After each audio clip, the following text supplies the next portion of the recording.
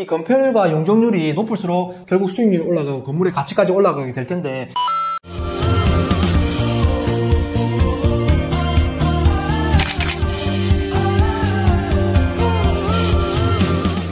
안녕하세요. 부동산 알려주는 부동산 형아입니다. 자, 알고 하자 시리즈 두 번째 시간인데요. 지난 첫 번째 시간에서는 건축 면적, 그리고 층별로 건물의 바닥 면적, 그리고 건물의 연 면적까지 이 세 가지 내용을 개념을 잡으셨고요. 오늘 두 번째 시간으로 미리 먼저 하나 써놨는데요. 건폐율이라는 개념과 그리고 뒤에 설명드릴 용적률에 대한 개념 두 가지를 한번 배워보도록 하겠습니다. 우리 앞전 시간에서 배웠던 건축 면적이 결국은 건폐율과 연동이 되고요. 그리고 앞전 시간에 배웠던 건물의 연 면적이 뒤에 배우게 될 용적률과 연동이 되는 내용이라고 생각하시면 될 것 같습니다. 지금 보시면 건폐율에 대한 일단 바로 정의부터 들어가겠습니다. 건폐율의 정의가 뭐라고 써있나요? 대지 면적에 대한 건축 면적의 비율이다, 이렇게라고 써있습니다. 건폐율을 구하는 공식은 대지 면적분의 건축 면적 곱하기 100, 이렇게 공식으로는 되어 있고요. 이거를 말로 설명드리면 뭐 간단한 내용이에요.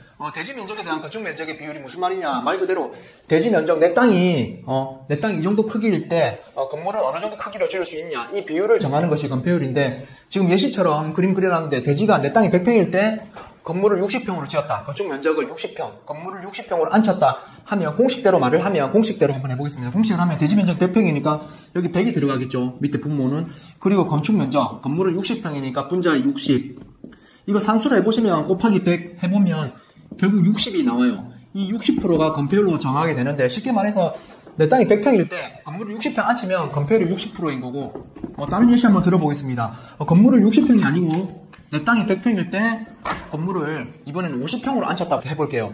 그렇게 되면 이거는 내 땅이 100평일 때 건물을 50평 앉혔으면 이거는 건폐율이 50%가 되는 겁니다. 쉽죠? 공식 계산할 필요 없이 이렇게 바로 생각하시면 될 것 같아요.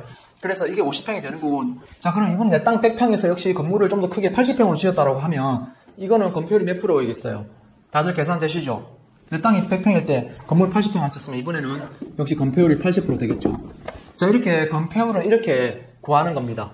다들 개념 잡으셨죠? 그래서 이 건폐율이 높을수록 건물을 넓게 크게 앉혔다는 얘기거든요. 그래서 건폐율이 넓어질수록 좋은 거죠. 사실 건물을 넓게 앉힐 수 있으니까, 임대 면적이 넓어지니까. 그래서 건폐율은 어쨌든 내 건축 면적, 내 건물을 몇 평을 앉혔느냐, 이 개념이에요. 그래서 어쨌든 건폐율을 구하는 공식, 건폐율에 대한 개념, 이렇게 설명을 드렸습니다. 자, 다들 이해되시죠? 다들 산수도 간단하잖아요. 그러면 이제 두 번째로 용적률에 대한 개념 설명드리도록 하겠습니다. 지금 용적률에 대한 정의가 써 있는데요. 대지 면적에 대한 연 면적의 비율이다라고 써 있습니다. 여기서 보시면 이 용적률의 적자가 한자로 쌓을 적자예요. 그래서 위로 쌓는다라는 개념에 대한 내용이거든요.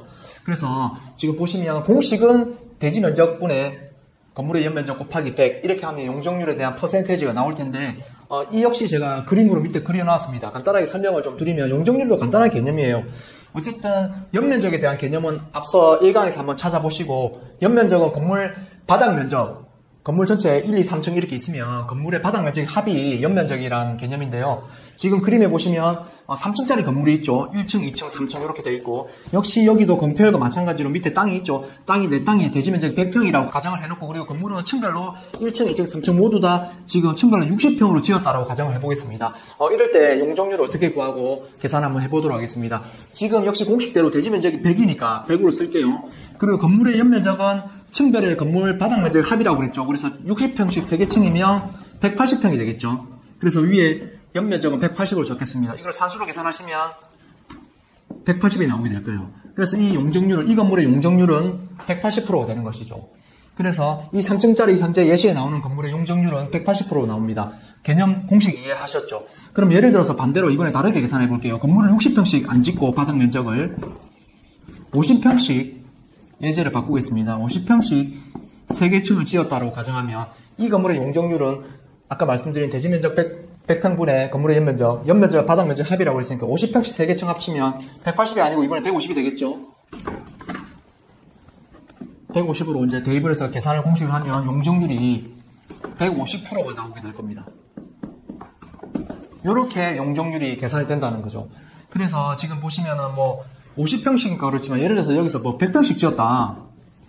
100평씩 지었다 그러면 이거는 계산 안 해봐도 또 나오잖아요. 그죠? 대충 암산으로. 한 층에 100평씩 이렇게 3개 층을 지었다면 용적률이 이거는 300%가 되겠죠. 300%.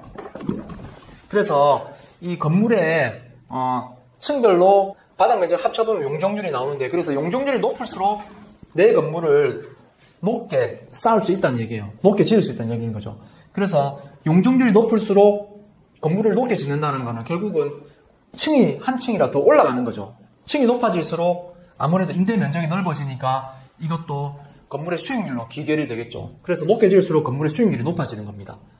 그래서 이 용적률에 대한 개념까지 간단하게 설명을 드렸고요. 방금 앞에 설명드린 건폐율과 용적률을 함께 생각을 해보면, 아까 건폐율은 내 땅에서 건물을 어느 정도 면적으로 넓게 지을 수 있냐는 개념이었고, 방금 용적률은 높이에 대한 개념이었기 때문에 이 건폐율과 용적률이 높을수록 내 땅에 건물을 넓고 그리고 높게 지을 수 있겠죠. 그러면 임대 면적이 늘어나고 결국 수익률이 올라가고 건물의 가치까지 올라가게 될 텐데, 그럼 건폐율과 용적률을 막 높게 해서 전부 다 건물을 막 넓게 그리고 높게 지으면 좋겠는데 이게 마음대로 안 돼요.